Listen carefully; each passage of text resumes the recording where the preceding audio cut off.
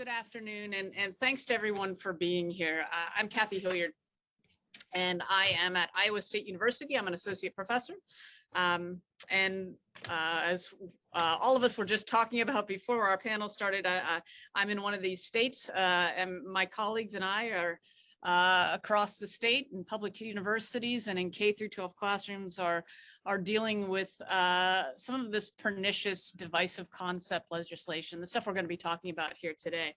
I'm also the vice president for the American Historical Association, and this issue, for better or worse, for worse, is going to be at the top, I think, of my agenda, our agenda for the next couple years. So I think we're all here out of common concern, right? So we know what we're up against. Legislation has been introduced in at least 27 states. I don't know what the count is this week. At least 27 states, enacted in at least 8. To ban the discussion of so-called divisive concepts in the classroom. And so what are these divisive concepts? Well, critical race theory, which of course few legislators can define or point to in the classroom, but practically speaking, it means inclusive history, or history as we call it. The language is often vague. It bans discussion of structures or patterns of racism, sexism, and classism in American history, or more menacingly, issues that might make students feel discomfort because it challenges rosy narratives of our collective past. So I'm going to leave our panelists, this is the most talking I'm going to do today. I'm going to leave our panelists to talk to you all and to really lead a discussion with all of you all this afternoon. Let me introduce all of them. I'll say we will take questions via chat, and I think we have a small enough group that we can just use the raised hand function at the end of the session as well. And again, we ran this as a face-to-face forum in New Orleans, and we ended up having a really productive discussion. I hope for the same here today. Expect the same here today. Okay. So Dr. Karlos Hill is going to start us off, and he's going to explain the context and the background of this legislation and what's at stake for all of us as historians and as teachers and as citizens. He's Regents Professor and Chair of the Clara Luper Department of African and African American Studies at the University of Oklahoma. And he's the author of 3 books on lynching and the impact of lynching on Black culture, the murder of Emmett Till, in the 1921 Tulsa Race Massacre. Dr. Hill founded the Tulsa Race Massacre Oklahoma Teachers Institute to support teaching the history of the Race Massacre to thousands of middle school and high school students. And he also serves on the boards of the 1921 Tulsa Race Massacre Centennial Commission, the Clara Luper Legacy Committee, and the Board of Scholars for Facing History and Ourselves, and is actively engaged in various other community initiatives that work towards racial justice. Next up, Jenny Turner is going to talk to us about work and advocacy on the Amity Regional School Board.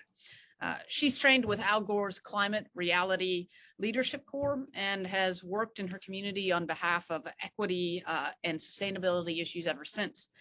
She's the treasurer of her regional school board and the chair of its communications committee. She serves on the Diversity, Equity, and Inclusion Steering Committee for her elementary district. And she works with Sustainable Connecticut on local equity issues.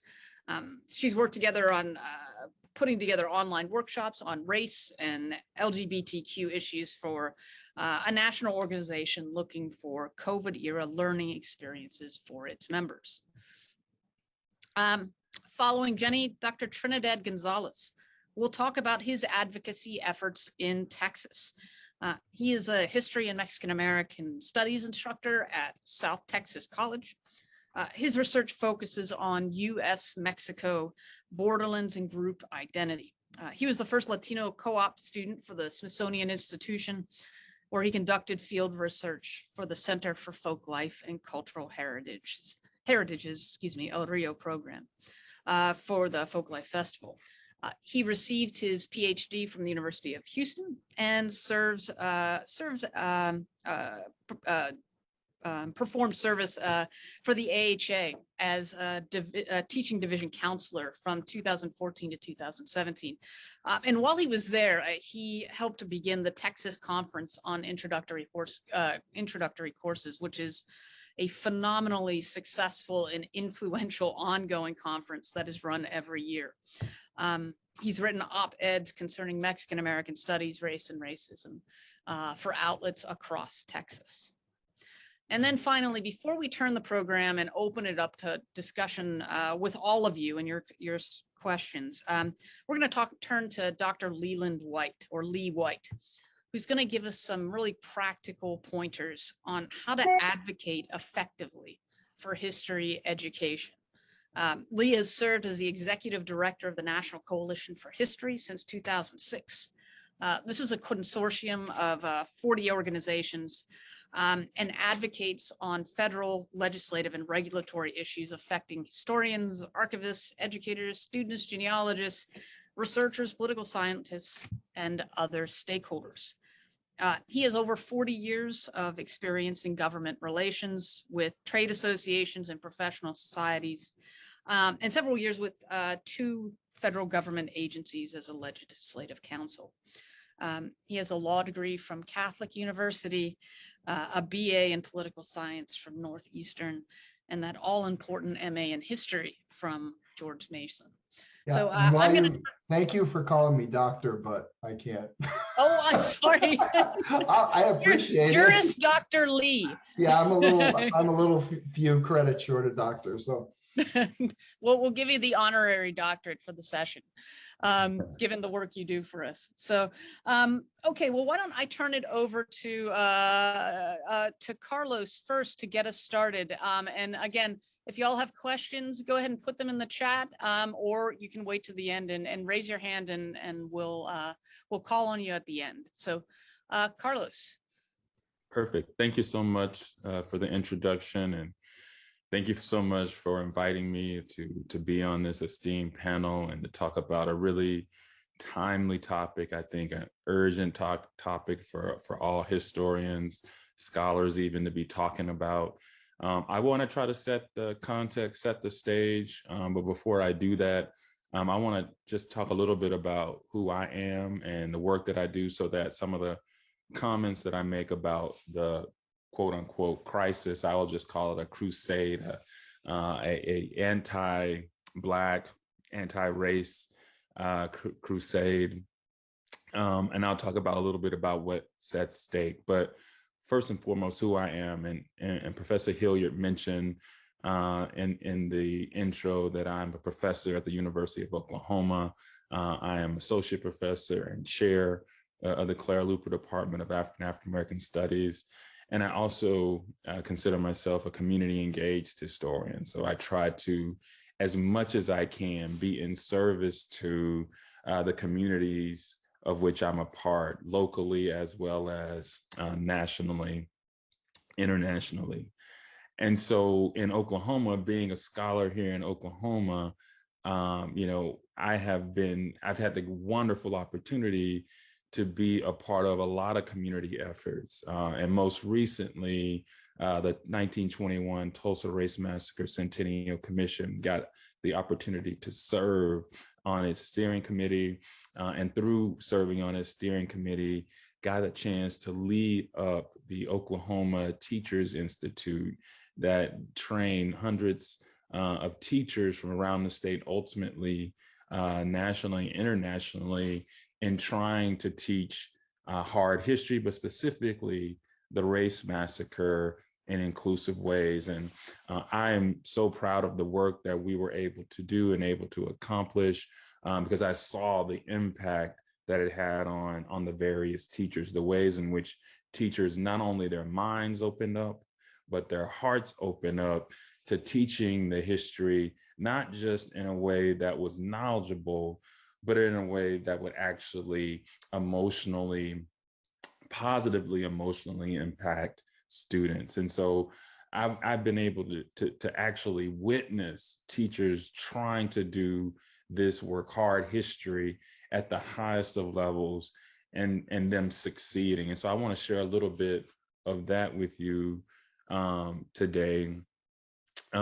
Let me just, say that, for me, having organized teacher institutes since 2017 and having worked with teachers and having seen between 2016, 2017 and say 2021, how in the state of Oklahoma, I saw teachers, I saw school boards, I ultimately saw parents really excited and interested in the race massacre and their students and the children learning about it. And then it's as if all of that never happened. And beginning in 2020, 2021, with the wave of anti-CRT bills, all of that just went away. And it's not clear as to why, because doing inclusive education is something that we've been doing for a very long time. What we used to call multiculturalism or multicultural education, to a certain degree, have become very much so uncontroversial. But only in the last 2 years, seemingly multiculturalism, inclusivity, but now CRT, critical race theory, now all of a sudden these things are problematic. And I would say that for people in Black studies or just people who have been paying attention, we've been seeing the mood and the change towards Black studies, but also just critical race theory, ethnic studies. It's been something long in the making. We can look back to even some of the proposals that became legislation in Arizona and California banning ethnic studies only last decade.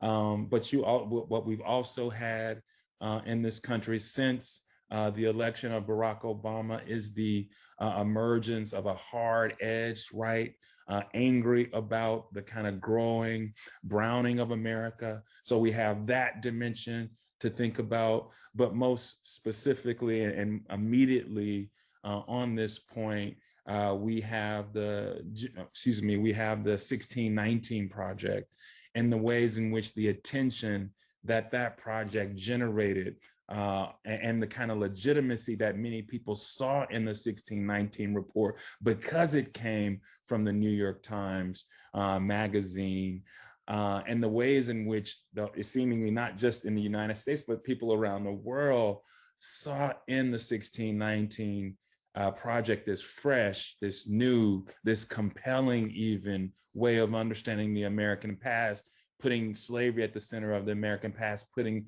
enslaved people at the center of the American past, and asking questions about mass incarceration, asking questions about the inequalities in our society from the lens of thinking about America, not as a democracy from the beginning, but as a slaveocracy from the beginning. What kinds of questions do we ask ourselves?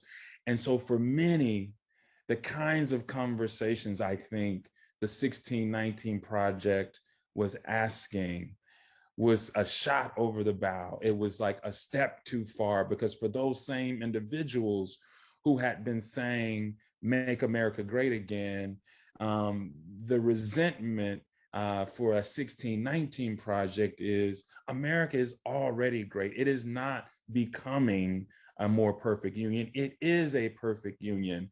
And so the resentment is really in the assumption, right, that we have work to do, that there are things that we should be working on, racial or otherwise. And so in so many ways, as a historian, it's a confusing time because, again, I would say in 2016, 2017, I experienced massive support across this state, even among state legislatures, to do the work of a Tulsa Race Massacre Teacher Institute. 5 years later, after the election of Donald Trump, right? A complete turning away in the state of Oklahoma from doing that work. And so what I've, at least in terms of at the state capital level, and so what I have, given how frustrating it has been to try to do this work at a high level, given the kind of climate there is, I have been, forced to try to think very clearly about how to move forward, because I really believe continuing to do teacher institutes to support teachers, Oklahoma educators, right, and shaping and molding how the next generation of students understands not just the Tulsa Race Massacre, but all of the various, polarizing histories within the state of Oklahoma. We can talk about indigenous Oklahoma and all the kinds of issues that are there. There's so much to fight for in terms of, history education. And I've tried to do my best, because I believe the stakes are really high. And so when I try to step back and say, what is this crisis? I say to myself, this is truly a manufactured crisis, right? For short-term benefit. And the short-term benefit is to win elections, to win midterm elections, to retake the White House, to mobilize the conservative base around this really hot button popular issue, and to do it in a way that suggests that what's really the concern is children and the hearts and the minds of children, right? But when you peel back the concern, there is no evidence that children, first and foremost, are being taught critical race theory. And if they were being taught critical race theory, that would be a good thing. But there is no true evidence that this is happening, and there's no evidence of harm happening, or at least they're not sharing that. And so what it's led me to believe that this is just manufactured, right? This is a manufactured crisis, right? Crusade for calculated short-term, right, benefit. But what it's really going to do is long-term harm to the very people, the children that they say they aim to help, because all it's doing is making it so that a generation of students have no knowledge of slavery, have no knowledge of African-American history, Jim Crow, segregation, all of it. And those same individuals will then be hostile to conversations, right? Any conversation, right, about dealing with the legacies of said history. And so what this does is really effectively harm the group, right? Because they are in a position of alienation, right, and resentment toward not just Black people, but all people of color, right? Because they fundamentally don't know that history. And any conversation about it, that history becomes, why do we have to talk about it? It's just divisiveness, right? History equals divisiveness. American history is divisive, therefore we can't talk about it. So why are you trying to get me to talk about something divisive? You are the problem. And so because there's so much miseducation happening, that having a conversation is polarizing, right? Notwithstanding that we figured out so many ways to de-escalate and to have productive conversations, right? There's a whole tradition of that. It's as if that doesn't exist, and we haven't been doing that. And so for me, I try to stay focused on that this is manufactured. And because but even though it's manufactured, there are some who really believe this is an issue. There's some parents in Oklahoma and around the United States who really believe critical race theory is harming their children, is making them have self-hatred of themselves, white children having self-hatred of themselves and white people, white culture. And so I have began to think about those individuals and I'm thinking about them in empathy. What do I need to say to them as a historian who cares that what they believe is wrong? How can I offer them even evidence from the teacher institutes that I've been a part of that would suggest that what they believe is happening, that their children are being harmed, the very opposite is happening. And so I began to think about focusing in on maybe the group in the middle who has in some ways have embraced this notion that anti-CRT is a good thing, that it's, that CRT related scholarship is harming children, figuring out effective strategies to combat that. Because I don't think, and I've gotten to this place because I don't think this is going anywhere anytime soon. We were talking about what's currently happening in legislative sessions. I think there will be multiple legislative sessions where this will get, this will play itself out. And so for historians like the ones on this call who really want to do something, I think we do need to put our heads together and think about how we can affect those in the middle. And maybe if we can move them, maybe we can move this conversation to a place where we can actually get rid of a lot of this really nefarious legislation. But I hope what I just said has made some sense, put some of this into perspective, at least from the context of Oklahoma, but really looking forward to hearing what my other esteemed panelists have to say on this. Fantastic. Thank you so much. Okay, now I think he's done Dr. Hill, Karlos has done a fantastic job setting the scene for us. And now we're going to talk to some of these practicalities and what some of this, these discussions, these debates have looked like. And I think we are going to Jenny Turner next, who will be talking to us about the Amity Regional School Board and what things look like at the school board level. Hi, thank you. And thanks, Karlos. That was a great background setting. And I would love to have had my education in Wyoming and Montana have been much more inflected by people like you than the education I got at that time was. So several years back, I heard Bill McKibben tell a story in which he was asked what just one person can do to help stop climate change. Don't be just one person, he famously replied. I felt all fired up and inspired until I got home and I thought, how do I be not just one person? I had defended my dissertation in 2008, and though I didn't know it then, I was pregnant. It was a terrific way to not hit the academic ground running. Adjuncting turned out to be terrible for our family, so I did not have an institutional platform. Anything I did, it was just me trying to figure it out. And I want to tell you some of the ways I found to talk about these issues in my community.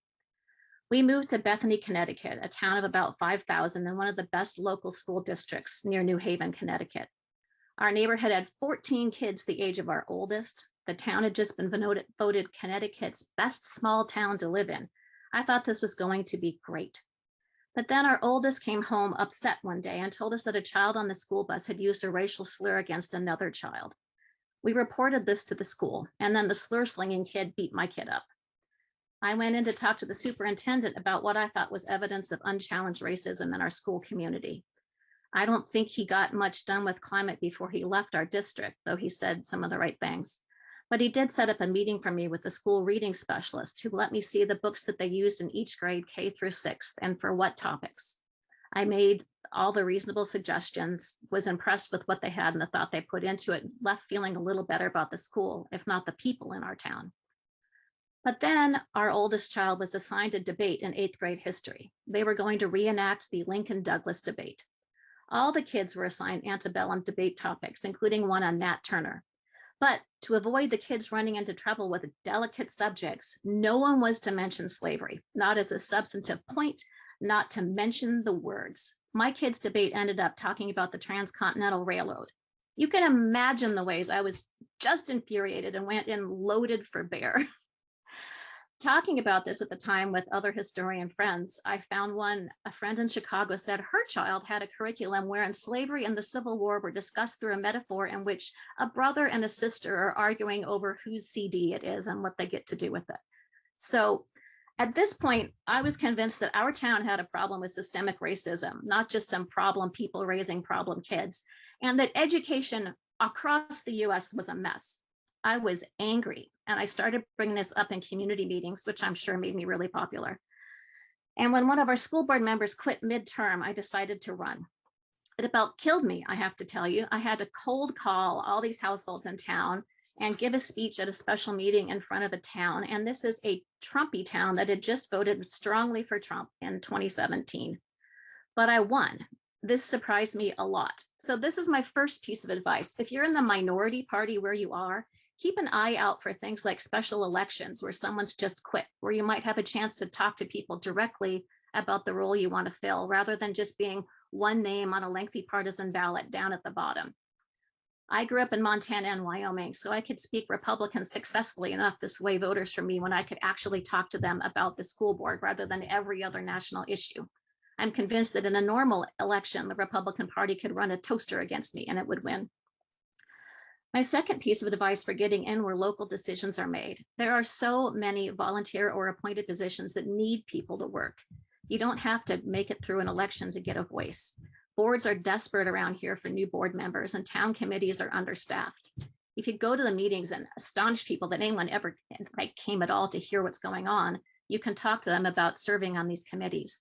The world's not going to see the work that you're doing, but you will gain an important voice. So looking at your town website, looking for what committees they have that cover things that interest you might be a way that you can get a voice into your local affairs. I hold several positions in our community now in sustainability, equity, and the arts. It's highly irritating because I don't get paid for any of this, and it takes up time and mental energy. But I've learned that it's in the small and obscure groups that the work is actually getting done. And towns look at other towns' policies when they're updating theirs. So changing one employee handbook in one town can have ripple effects outward. I've worked on 2 town reads, one on racism and one on climate change, that brought in dozens of community members for moderated discussion. We've had in speakers, had inclusive art projects in the schools that then tour the towns. We've created an arts district and a poet laureate position. Our schools now all have diversity and equity committees and are doing curriculum audits in their social studies and history at the moment. And the same town that, yes, has someone putting KKK literature in the town's library books about Hitler was also recognized by Sustainable Connecticut for its equity work.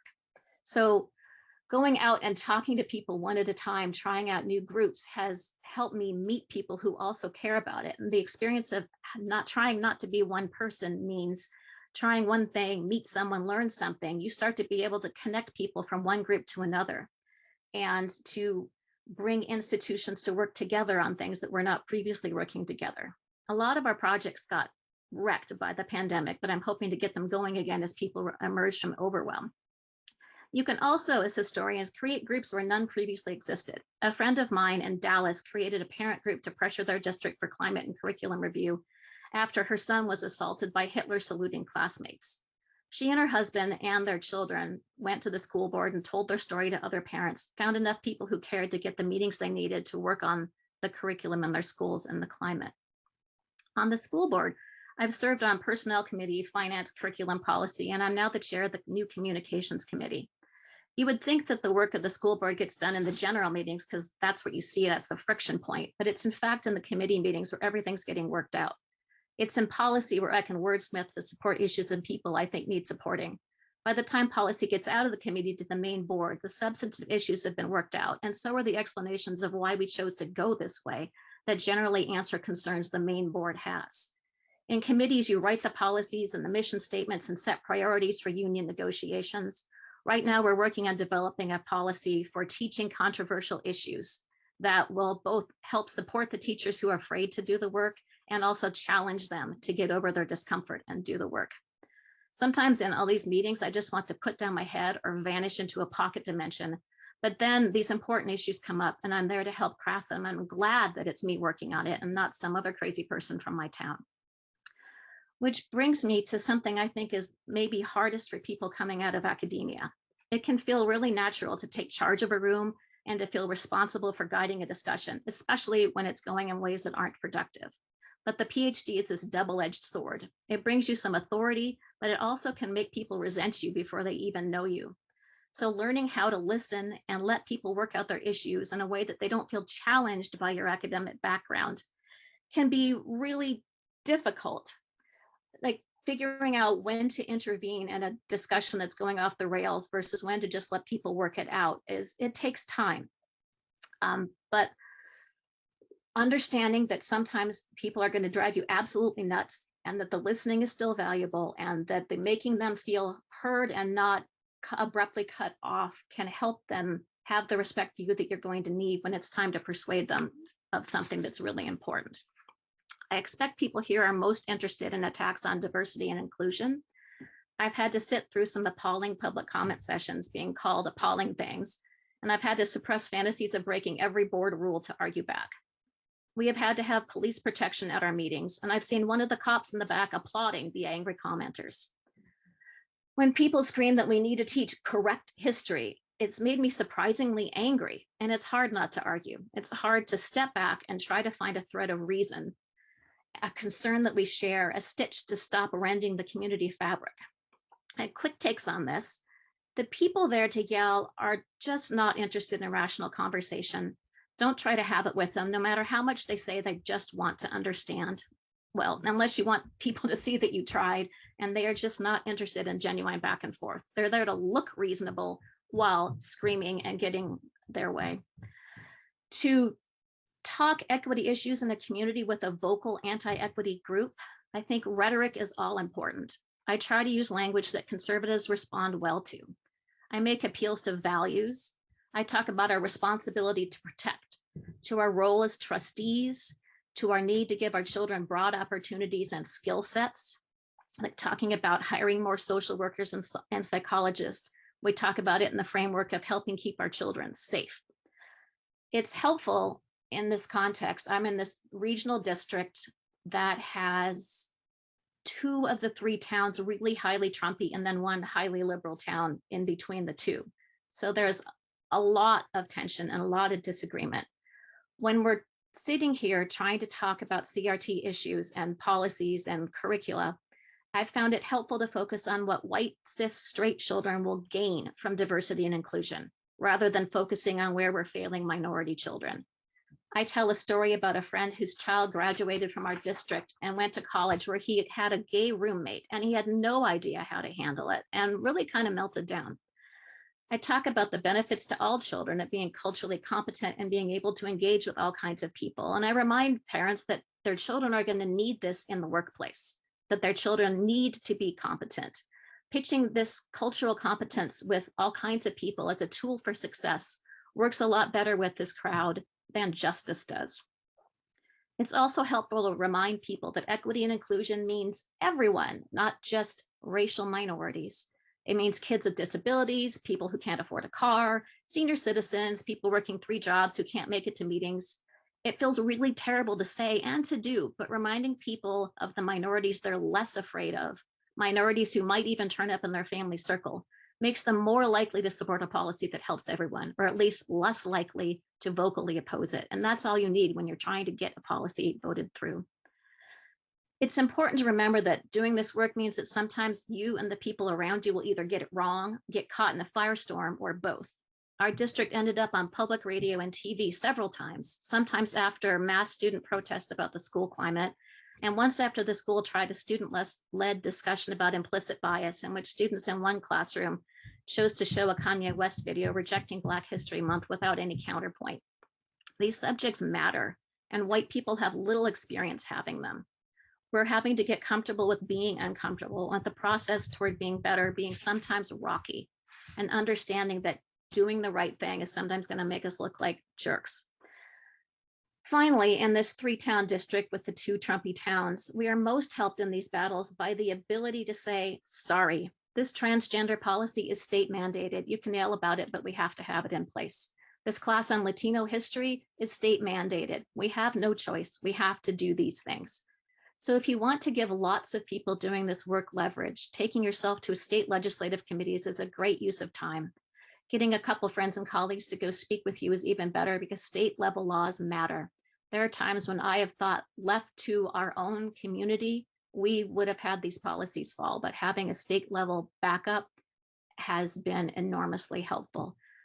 I grew up in a red state and living now in a blue state, but a red town within that blue state. It's very strange. And I feel almost this guilt at knowing everything that you people in red states are dealing with when I have the luxury of the state legislator strongly behind trans rights and diverse education. And all I can say is that having those policies in place makes everything on a town to town level so much easier. So it's worth the fight that you're making. And thank you for doing it. Thank you so much, Jenny. That was really, really useful as someone who lives in one of these places. So next up is Dr. Trinidad Gonzales, who's going to be talking about his advocacy work in Texas. Just a note, my internet got unstable or got a message, and so hopefully it works through my presentation. I really like the way this is being set up with Karlos's framing of the larger sort of political issues and debates, and then Jenny's very on the ground sort of responses to what's going on there. And I too am going to talk about essentially a presentation of tactics and strategy in advocacy centered around the anti-CRT movement in Texas, right? So I'm going to get into that sort of granular history telling, and if you do military history, this is like tactics on the ground. So excuse me if the presentation is taken that way. It's supposed to be some sort of grand scheme. The first thing that occurred in Texas is that since 2013, we've been advocating for the creation of a Mexican American Studies class, knowing that once we had that accepted, that opened the door for African American Studies, Native Indigenous American Studies, Asian American Studies, and so forth. So once we were successful in achieving the creation of a Mexican American Studies course in Texas in 2018, that was followed up with an African American Studies course now. And on the table now is an Indigenous Native American Studies course and an Asian American Studies course is being created. It took us 5 years to get that course established with state standards so that it's offered across the state. Now, I think part of this, as Karlos was referring to, is we had these sort of investments of more inclusive studies and histories, particularly in this case, K-12. There's been a backlash against that, right? And so that's how I see what's going on in Texas, a specific backlash against the emergence of these classes being picked up and adopted by various school districts in Texas. So during that time period in 2016, a proposed textbook that was very racist in its depiction of Mexican Americans was submitted for consideration, and we created a coalition around rejecting that textbook. I and multiple other scholars put together a report to show the factual errors. We presented it to the State Board of Education. We had like 100 and some witnesses who argued against the acceptance of this textbook. We were successful as a result of that. But what happened is we created an infrastructure of activists across the state. Now, the other thing that's going on is that we have a number of Latino and other minority African-American PhDs and scholars throughout the state. So now we have the intellectual scale to do this sort of work of advocacy that probably didn't exist 20, 30 years ago. So you're gonna have on the ground people, parents, civil organizations that are gonna look then to the PhDs. And so since we have such a large number of minority PhDs who are engaged in this work, and also white PhDs as well, that we're able to bring that sort of intellectual muscle to the bargaining table when we're for the State Board of Education. That being said, you know, I go and say I'm a PhD. For some board members, it doesn't matter. I'm Mexican and I'm not intelligent. So it doesn't matter what my title is, right? But that's the sort of structural world that's changed in Texas. And this is also going to then explain some of the, I think, successes we had, at least moderating the anti-CRT bills that were passed in Texas. So first, let's talk real quickly about House Bill 3979. This bill was the first anti-CRT bill put forward in Texas. In Texas, we have a limited window for passing bills. The Democrats in the House of Representatives forced the Republicans to accept a bunch of amendments that were inclusive because they were going to have, Republicans didn't want to vote about not including Martin Luther King Jr., about not including Hector P. Garcia, about not including a statement that white supremacy is morally wrong, right? So there was these multiple amendments that are put there, basically poison pill amendments But the Republicans in the House voted to support them because they did not want to appear on camera voting against these sort of content inclusions. It went to the Senate gutted those amendments, basically making it sort of generic, typical anti-CRT bill that we see across the nation today. Well, when it went finally back to the House and they debated, that was the last day to have bills passed. And so the Democratic representatives continued to ask questions to delay, slow down, to run the clock out. Then at the last moment, they called a parliamentary question on whether they could vote on that bill since it stripped out those amendments and that the debate is no longer around the original legislation. So the bill was killed. We spiked it. We had about 6 hours left for the evening to pass bills before midnight. It goes back to the Senate and we're pretty much sure it's dead. There's nothing they can do about it, except that they found a 1930s parliamentary procedure where they accepted the bill without amending it to pass it before midnight. Basically, Dan Patrick did this at 11:30, 30 minutes before midnight to get this passed, because he got inundated with calls from conservatives saying, you need to pass this bill now, you figure out a way to do it. But they didn't like the bill. And so now we're gonna get to SB3. So SB3 came in the next legislative session to basically gut those things out. But this continued to allow us to act, to engage as activists throughout the state of Texas in attacking that bill. And what I'm gonna do is show you a video that I helped script and a friend of mine put together. We did it on TikTok, Instagram, Facebook, Twitter, and so forth. So I'm gonna share my screen right now. Hold on, let's see if I remember this. Okay. And so the effort was to strip out those inclusive content areas. And I'm going to play the video, and then I'm also going to tag on to what was said earlier. Can everybody see the video?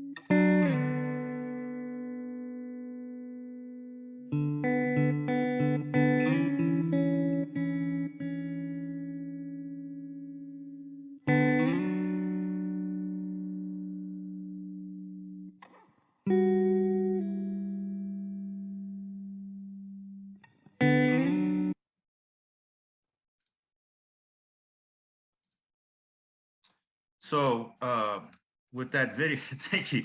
With that video, that tagline at the end, teach the truth became a hashtag that we used on constant social media postings. But the 3 H's, right? The honest, healing, and I'm drawing a blank of the third one right now for some reason. We discussed that in several meetings, and that specific phrasing was to target Republican suburban women in Texas. Because what we decided, and this was, trust me, these were heated discussions we had about messaging and how to deal with CRT, was we ultimately decided that we lost the debate on CRT as far as a frame of discussion.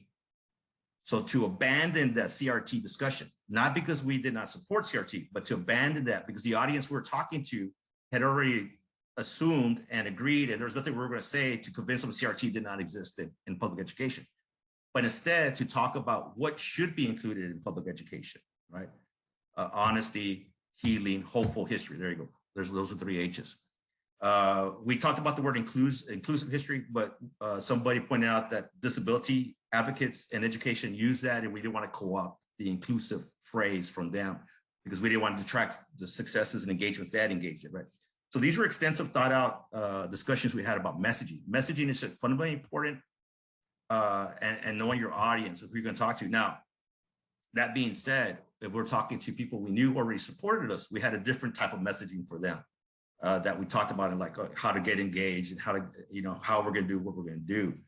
So messaging is very important. And I like what Jenny said about knowing your audience and knowing how to talk to them about these issues, because ultimately at the end of the day, it's very hard to say you don't want an honest history, a healing history, or hopeful history, right?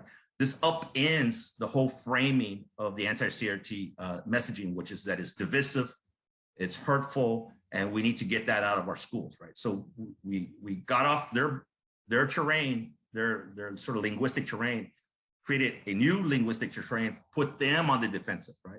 And this is very important. Messaging has to be thought out. And if don't accept what they're saying, force them to respond to your message, right? And that's what we did. So there's messaging and there's these efforts, right? Now, part of all this is then coalition building with different stakeholders, right? So these are parents groups, school board associations, teachers unions, and I in particular, because I was a former counselor in the AHA, communicated with the AHA about advocacy statements to send to the legislature. In fact, when the AHA sent their first statement, and they sent 3 in total, advocates who were on the Austin Capitol grounds or were walking offices were told when they went to the office, we just received something from the AHA, saying XYZ, and people both, respond in different ways, but the advocates themselves felt a sense of like, oh, somebody has our back, right? So one thing I also want to encourage people out there is contact the AHA and concerning your respective communities or states when these issues are popping up, because the AHA's advocacy and voice is very important in all this. It's not the only thing, it's one component, but it adds credentials or adds, credibility to the arguments you're trying to make about how history or social studies should be taught. And so messaging, tagging your message, fleshing out the message so that it's not based on those frames that you're responding to, but instead you are creating and knowing your audience, I think, are very important. I'm not going to use my full 10 minutes here because I'd really like to get into questions for people about essentially the tactics, right? And again, behind the scenes, advocates argue with each other heatedly sometimes around how we approach our advocacy. But that's an important process of getting to somewhere where we can all agree on what we're trying to do and how we're going to try to do it. Now, the successes with SB3 is one, while they remove those inclusive items that were part of HB 3979, and they saw this video, by the way, so they rewrite their bill to say, we're not going to include this section, and they didn't list it. They didn't have those lines anymore because we took it from their website, right? So it wouldn't look bad. They did include a section saying, however, the removal should not indicate that they should not be included in the state standards. And so one of the other victories we were able to achieve is that if something is included in the state standards, that SB3, the anti-critical race theory, that somebody could veto the curriculum, can't do that if it's included in the state standards. So our next fight right now is going to the creation of state standards for social studies in Texas, because whatever makes it into the standards cannot be vetoed because the legislation does not allow anybody to veto it. The second thing that was a victory was the enforcement mechanism. Was clearly stated in the bill now that that would be locally done, that school districts need to develop their own policies on dealing with how they want to punish or not punish individuals who may, quote, violate the statute. That removed it from the state of Texas. That removed it from those areas. So we have a very fragmented enforcement now of this bill. So those school districts that don't support those political moves against CRT are free to allow that sort of teaching to go on, right? Whereas though those school districts who are fully supportive of this are probably going to implement policies that are much more harsh, like South Lake, although if you've been following South Lake in Texas, there's been a lot of pushback against how they're trying to punish or be punitive towards educators who are trying to be inclusive. So that has been briefly what we've done as in Texas, and my small part in a large coalition of people who were able to mobilize this way and at least moderate the more punitive aspects of the bill, and to at least have a delay in action for our next fight in advocacy, which is when we go to State Board of Education to start talking about those standards specifically. And we're going to make the argument, hey, they were included in the bill. They say you shouldn't exclude them. Why do you want to exclude them now, right? So we're going to try to get Martin Luther King back into the curriculum. We're going to try to get Hector P. Garcia. We're going to try to get that white supremacy is morally wrong. We're going to try to get those things into the standards now. So we lost, but we were able to moderate that loss as a result of advocacy. But again, I personally, as a historian, I know it's because of the scale of PhDs, people of color that have come together and then work with the communities across Texas to advocate in this way. But then also knowing that you cannot do this without including moderate Republicans who will join you in that and supporting these efforts, right? And particularly suburban Republican women right now. Trust me, in those private conversations, like, why do we have to cater to them? Well, they're not supporting us. And well, we need their support. We want to do this. And I think they want an honest history. I think what they've been told CRT has been a lie, as Karlos has said. But you're not going to be able to undo that lie by telling them that doesn't happen there. You basically have to reframe the conversation on the values we're talking about. And value messaging is very important here. And I'll go ahead and stop with that because I'm really curious about the audience's questions. All right, that's great. So we've had the school board level and Trini's work at the state. Lee's going to talk to us. We've been sort of jokingly calling this Advocacy 101, though it sounds like this whole session has been Advocacy 101. Lee's going to talk to us from the perspective of the work he does in Washington and the advice he can offer us. Yeah, one of the problems of going last is that everybody has basically used all my material. So, Jenny, I can just tell you one day I was watching Joe Biden do a town hall meeting on TV one time, and somebody said, oh, I'm a member of the school board. And he said, there's a special place in heaven for you. So, and having had to, I was involved in local, I live in Arlington, Virginia, and I was involved in a school naming controversy, which is a little bit different from this. And I won't go into that because it could use all my time, but those are hot button issues as well. Kathy sort of summarized what the coalition is. Our lobbying focus really is in Washington and dealing with Congress and federal agencies, but we do enter the fray in the states and local communities in special instances. Divisive concepts is certainly one of those. If you are wondering how big the National Coalition for History is, you are looking at it. It's just me. So I don't have an army of minions that I can send out to the Hill or out to the states to do the work. I am what you got. So my job is to consolidate and give you the tools to do the work yourselves. So that's where we're coming from here. There are other places that are doing this in the region, like Penn America and the American Association of University Professors are working on this.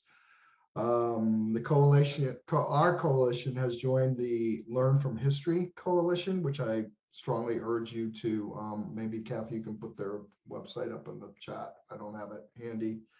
They're a broad-based coalition of organizations of parents and students and historians and teachers and school system and school board members. And other Americans that are concerned that fact-based accurate history has to be taught in Americans K through 12 classrooms. AHA is one of the founding members of Learn from History, and NCH is a member as well. We issued our own statement in May 2021 on divisive concepts. I'm not going to read it for you here. I can, if you go to our website, historycoalition.org, you can find it there.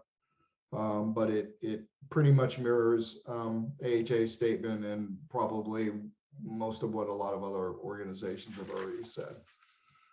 So naively, I start.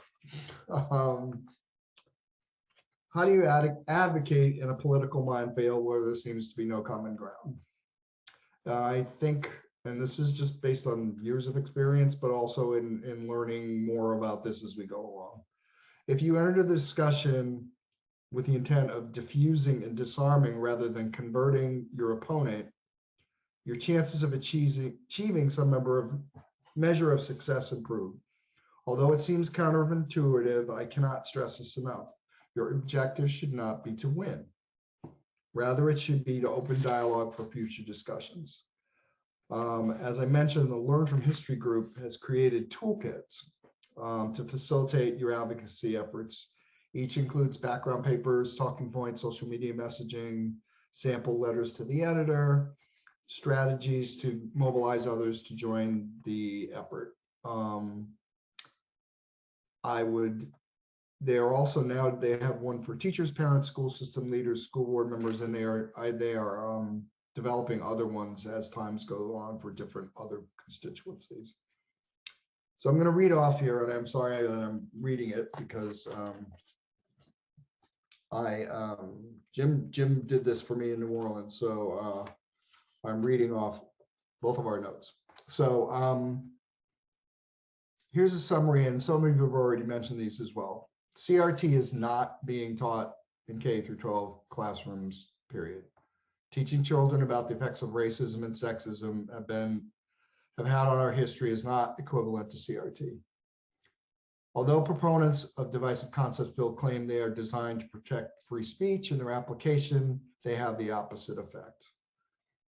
Controversy and fear of reprisals has created an atmosphere of anxiety and stifling debate in the classroom. Teachers are now reticent to discuss controversial topics, and it is causing history and social studies teachers to consider leaving the profession. As a matter of fact, I live in Virginia, where our new governor set up a parents tip line where you can actually call in and rat out your kid's teacher to the Commonwealth of Virginia. Now that is pretty frightening.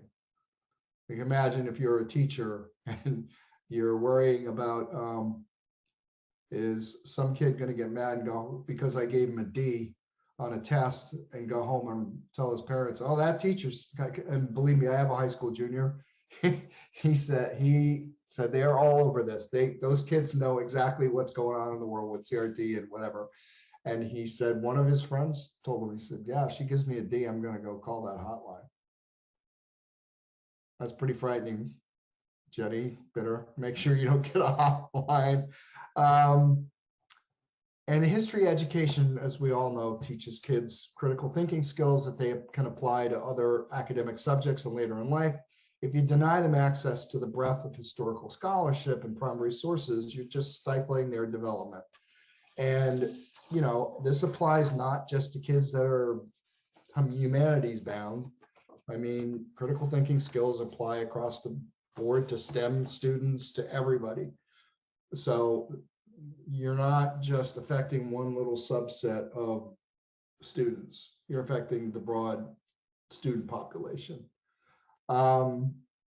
Creating a sanitized vanilla version of US history does, as I said, students a disservice. They need to know the entire story of our nation's struggle to create a more perfect union, no matter how unpleasant that may be. Again, here's another one that always comes up. Revisionist history is a bogus term. The reality is that history scholarship and what is taught in schools has always evolved over time as additional facts became available and societal perspectives change. History is not static and frozen in time.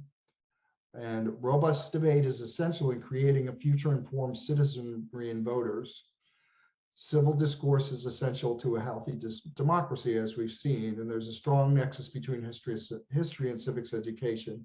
Civic education suffers when it's based on sanitized history.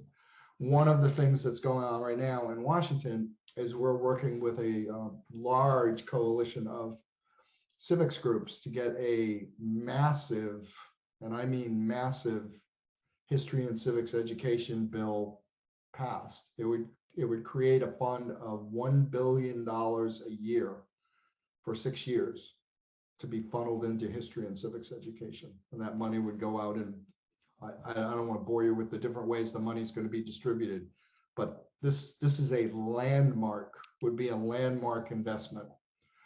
Unfortunately, what happened was Republican opponents have argued that, oh, this is just a backdoor way of getting CRT into having the federal government spend $6 billion on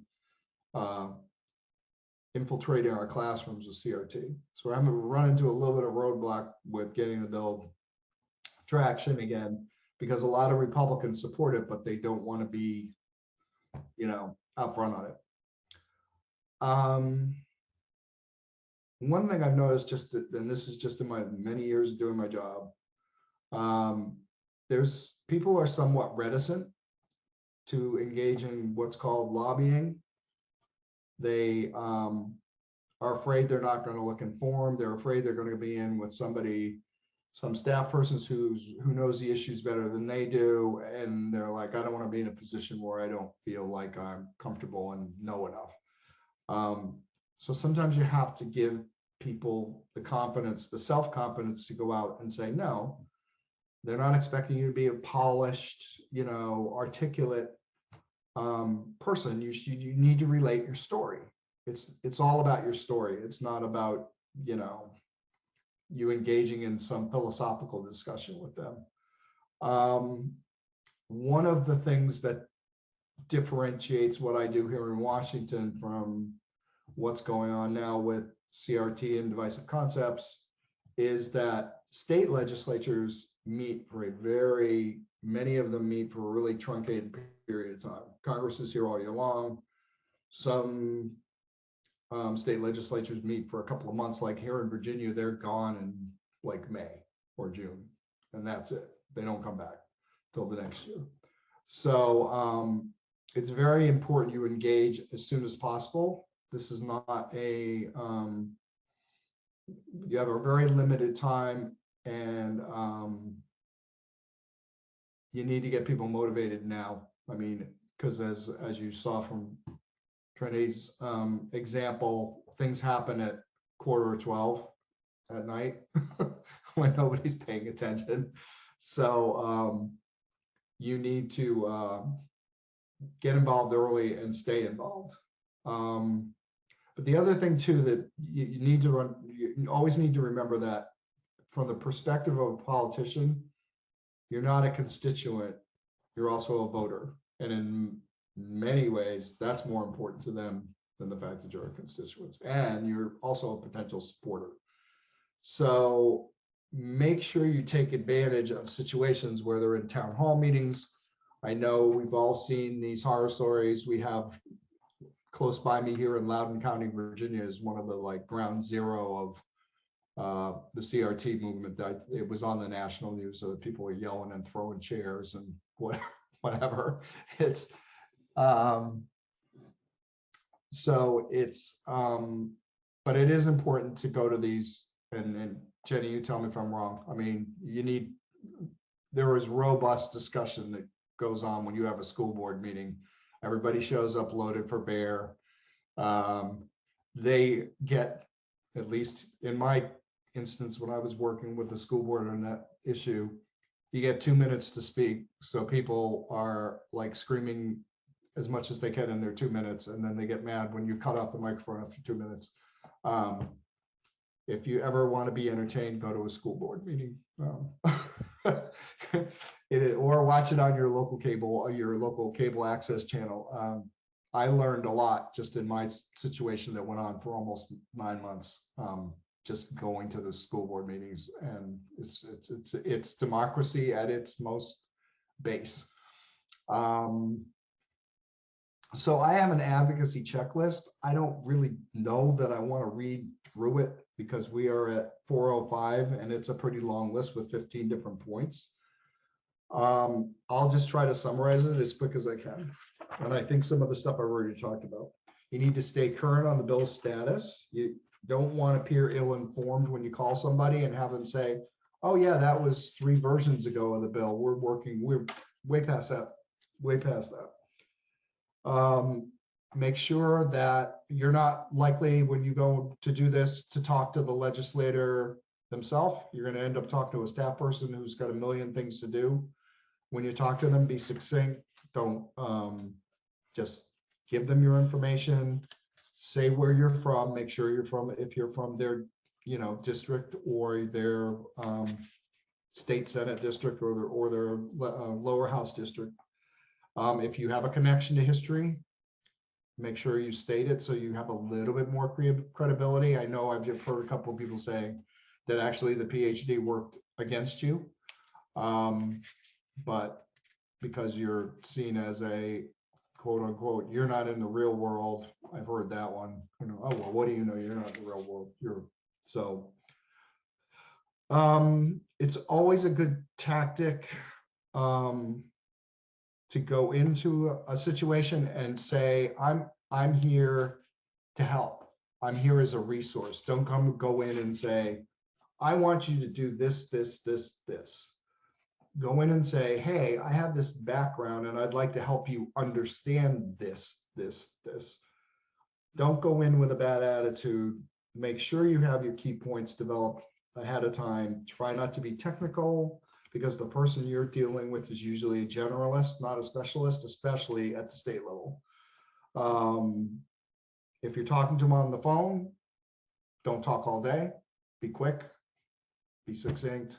I mean, succinct is the word that I'm using throughout this thing. Fewer words, the better. Make your points. Try to relate. Don't tell them everything you know. And I can just tell you the most important thing you should never do is threaten not to support the legislator if they don't agree with you. Because you might as well, you have just wasted your time and their time. You say, well, if you don't vote like this, and I'm going to know, am I not going to vote for you? I'm going to tell 12 other people not to vote you. That doesn't work. And to sort of sum up, to go back to where I started, understand you may have to compromise. You will have to compromise, especially in situations like this. You are not going to get your way. You're not going to get them to say, oh, you're right, we're not going to do this. Compromise is the wheel that is the grease that makes the wheel go round, and make sure that you go in there with that attitude. And finally, always remember that you are representing yourself, but if you are a historian, you're also representing your profession, because they might judge you by who you are or where you come from than you as an individual. So always be careful not to always just be cognizant of the fact that you're representing more than just yourself. You're representing your profession. So that's a kind of a quick summary. I hope I've left enough time for everyone to ask questions. So. All right, that's great, Lee. And thank you to all of our presenters. It's been really interesting to see the parallels and the ways everyone is playing off each other. I'd also direct, I think most people have the chat open. If they don't, perhaps open up the chat and take a look at the links and great advice that are being offered here. Trini offered some great comment about texting staffers, which is, as Jenny said, I hadn't even thought about that before. So I'd like to open the floor. I mean, ultimately, we're all in this together. We know that. And I think we would like to sort of use this both to ask questions of our panelists, but also to brainstorm and to think about how we can all work effectively and pragmatically to achieve what we want to achieve here. So if you want to raise your hand function or just chime in, I think. Go ahead. Oh, sorry, go ahead, William. Mute, unmute.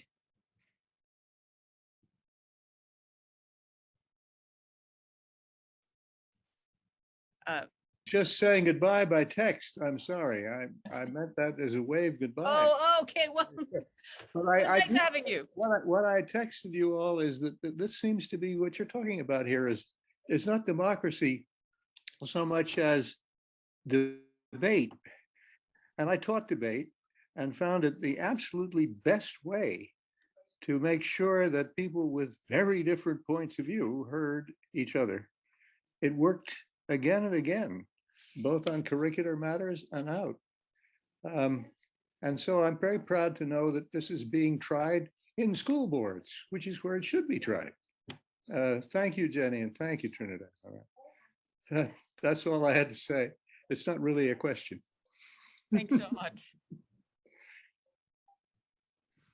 Other comments or questions? Either from our audience or from the panelists, if there are comments that you would, or questions you'd like to ask each other. Well, I actually heard I wish I could give credit to the person who I heard say it.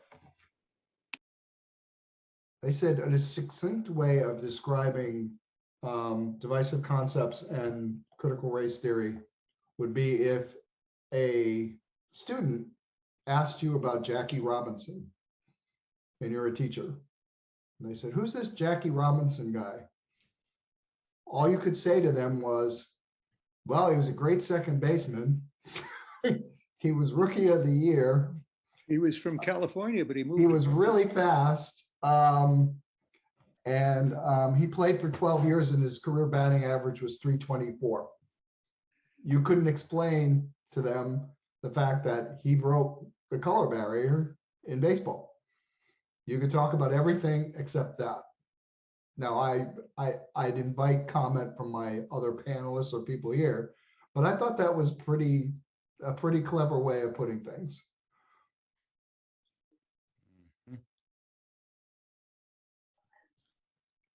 And I think, Lee, the question that people would ask is, what's the cost of not talking about Jackie Robinson and the breaking the color barrier? Are people harmed? Can we materially show that students are harmed by not knowing that Jackie Robinson broke the color barrier and what that meant for not just the sport of baseball, but for America, how that led to not only sports leagues, but then the military desegregating and a whole cascading effect on society? Like, being able to prove that harm is done by not knowing that about Jackie Robinson is kind of where we are, I think. And so the question becomes, how do we prove that students are harmed by not knowing that?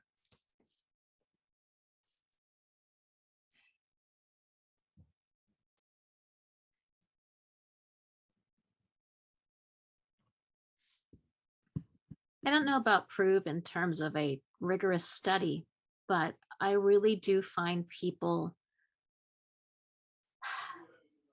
strongly motivated by fear. And if their fear that their child will not be prepared for a successful career is activated, then the idea that they need this knowledge so that they can go out in the world and understand what they need to for their business to function, or to get along with other colleagues and to be able to keep jobs and not get fired because they can't get along with others, like that kind of thing, I feel like opens parents who have these anti-CRT concerns to the idea that their little darling can be helped by having this information. This is just an intuition. This is just my experience here in this weird little sort of red, sort of blue Connecticut district.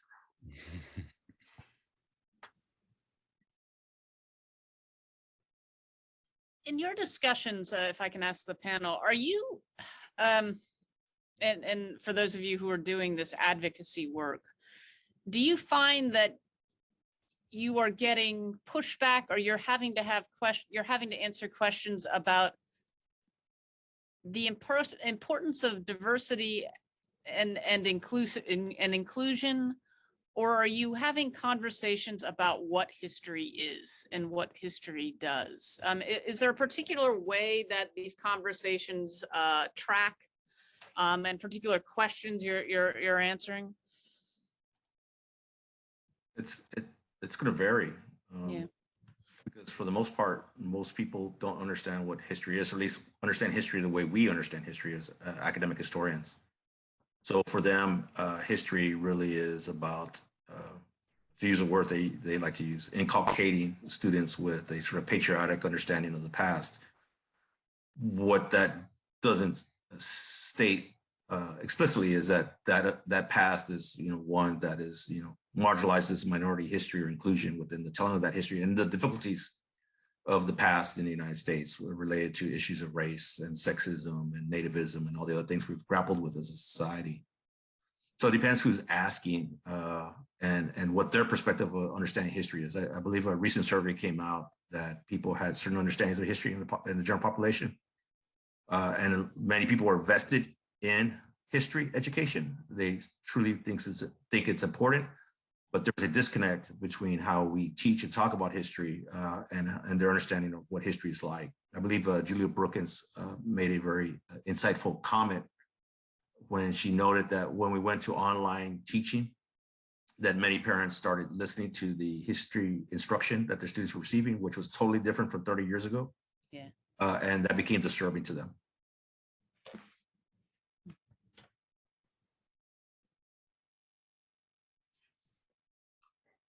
Yeah, I do think, oh, go ahead.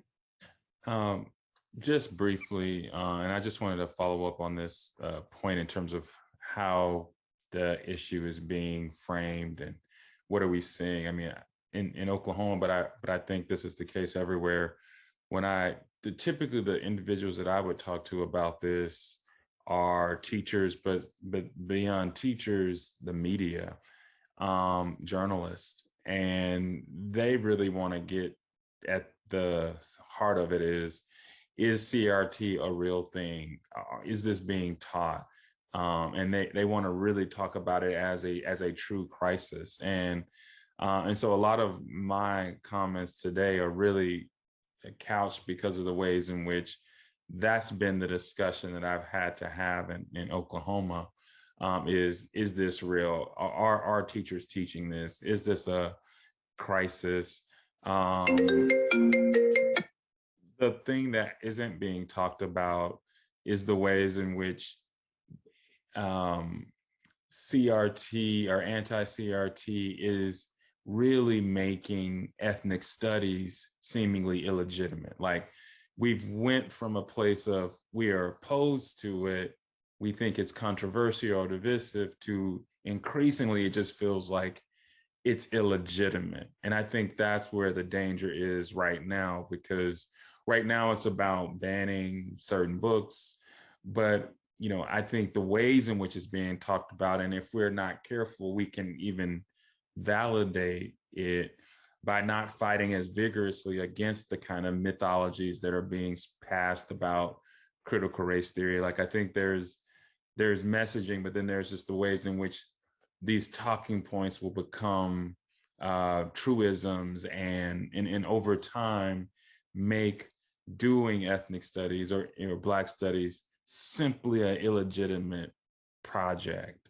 And so I think for me, that's what's at stake right now, is fighting against the ways in which this discourse can have chilling effects long after this. And so part of what's just so difficult for me is trying to be strategic and continue to do teacher institutes, but at the same time recognizing that giving ground even an inch on the CRT can in the long run be really detrimental, because I think it's long term will make doing any kind of inclusive history just illegitimate.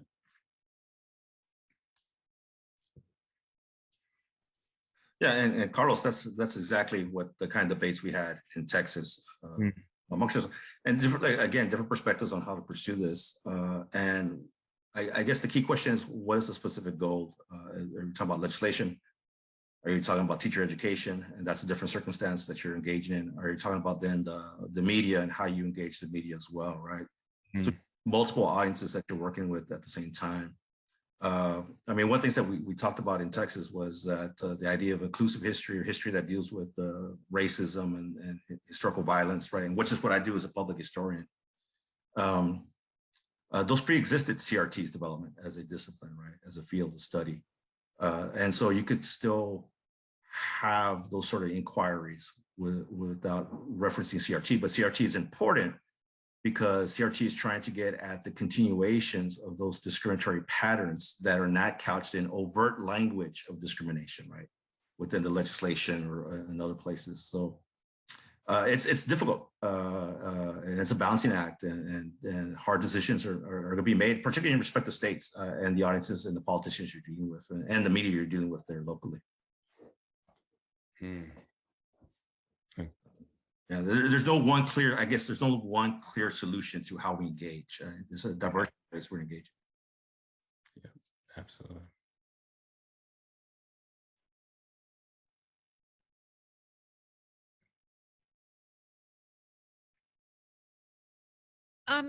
Let me ask again. I'm asking the panel, but I'm also asking kind of the interested people in the audience here. I've worked with AHA for a while, but I am now, I am 5 weeks in to a more official position with the AHA. And as Jim Grossman here, executive director, is on the call, and he's posted a link to some of our advocacy efforts. What can AHA do? You know, we're trying to work behind the scenes. We're trying to make public statements. From your perspective, especially from those of you who are working on the ground, what can AHA and its membership, and maybe combined with LEAD, with National Coalition for History, what can be done?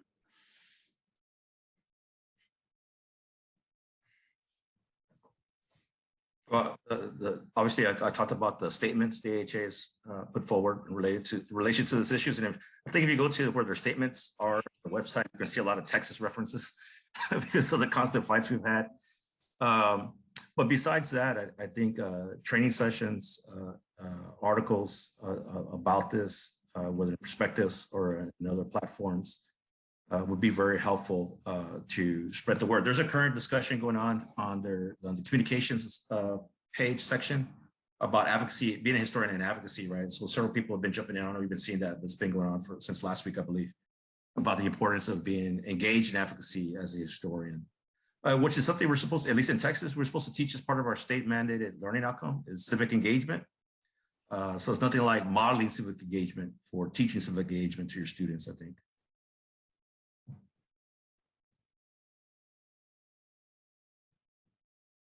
One of the things that's been helpful to us as a community process is we've been going through a portrait of the graduate, having all these, what's the word, focus groups with parents and staff and community members and business owners and so on. Like, what do you want to see from an Amity graduate when they come out? And we've taken all these values and sort of mushed them as much as we could together into 5 different areas. And one of them is empathy. So it's very helpful when have gone through this community-wide, more than a year-long process, to have that come up with one of the things that we're talking about. So when we have parents coming in and they're screaming because their child had to watch a video in the middle school about respecting people's pronouns, and their child is so traumatized by this, they can't even go in the building anymore. You can talk about the school values of building empathy. And I feel like there are a lot of things like that feel like bogus little projects. But then once you have it as an institution, have committed to this is our mission statement, this is our handbook, this is our whatever, you can hold people's feet to the fire because it's in writing what the principle is. And it's easier working with the school and working with the community to say, these are our values and this is how this fits into this value. So this is why we should do that. So I do think the process of coming up with values that we all say we agree on, even if we have completely different understandings of them, it gives us a rhetorical way to make people engage with a new way of thinking about the issue that they're upset about. Probably not going to get the screamers converted at all, but the people who are quietly there, I hope.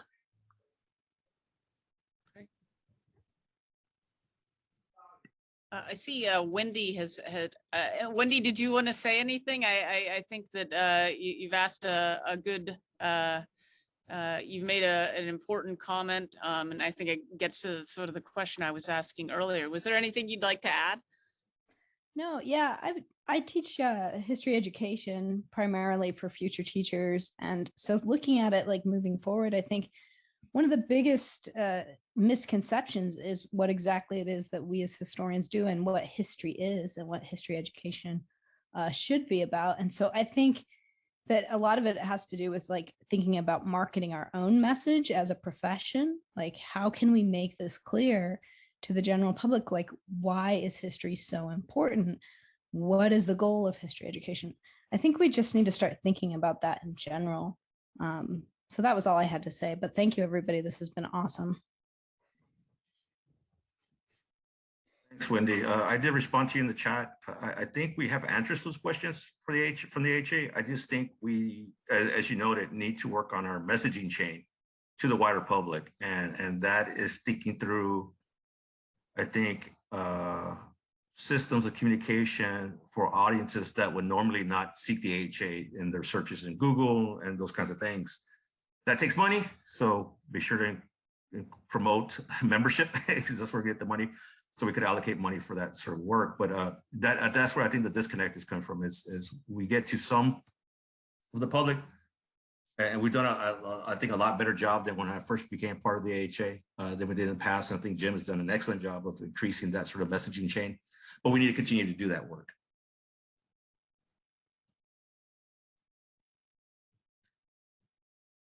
Yeah, Wendy, I was thinking of, and while Lee was speaking, and then I think this, your question is kind of exactly what I've been thinking as well. When we were in New Orleans, Jim Grossman was participating in the panel, and he said something like, "I really hope."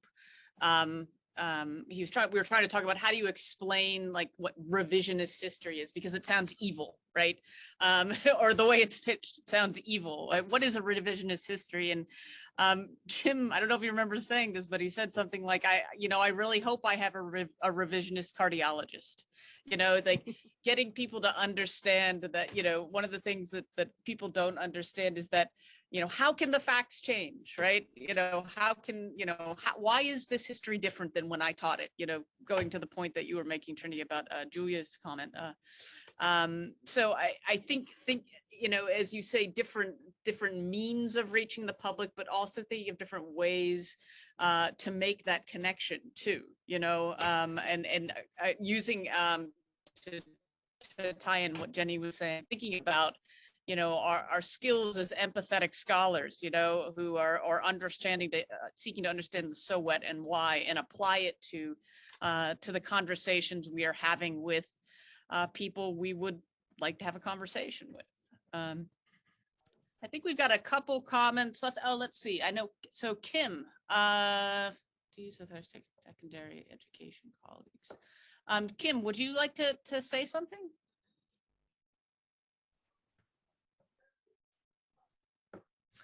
Sure. Sorry, I'd moved my I think too far over. I couldn't get to my mute button.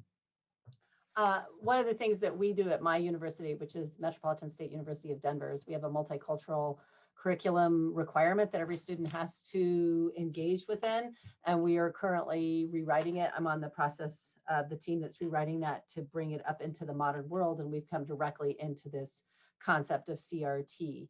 And one of the things that we've struggled with is really helping our colleagues in the middle school and the high schools to understand how we are a continuum of education that starts in elementary school and moves all the way up, right? And really engaging with our multicultural curriculum was a way for us to try to re-engage our K-12 peers. But I think it would be great, because there's so much amazing resources that the AHA and some of these other groups have, but most of it's aimed at us as college professors. And it would be nice, I think, if we had some ways to talk better with our secondary education colleagues without thinking of it as being such a grand split, right? They've been put into a position to having to defend graduate level theory, basically. And that's a hard place for them to be in when you think that the majority of them we're a teaching college, so I know exactly how much history they have prior to going out and starting to teach history and being exposed to these things in the classroom that they were not exposed to it at our level, right? We didn't talk to them about, I talk about theory, but I'm kind of a weirdo. Other people don't. So if we had some ways to maybe bring our ideas into our own local K-12 spaces. I personally go in and talk to them, like my daughter's schools all the time. I have good relationships with social studies teachers there, so they know they can always reach out to me. But is there something that the AHA has that really builds itself towards this continuum of education from grade school all the way up to being an adult and understanding that even if you don't go to college, you're still going to be interested in history because it's all around us. That's really useful, Kim. I can say my predecessor in this position was really concerned with these issues, and that's the biggest shoes, one of the biggest set of shoes I have to fill with her. So I think that's a really important point. I think we are out of time. I want to thank our panelists, and thank you for those of you who participated in the discussion as well. This was incredibly useful, and I hope we will go out and put our big advocacy toolkit to practice as we go forward. And I hope to cross paths with all of you soon. Thank you so much for the work you all are doing.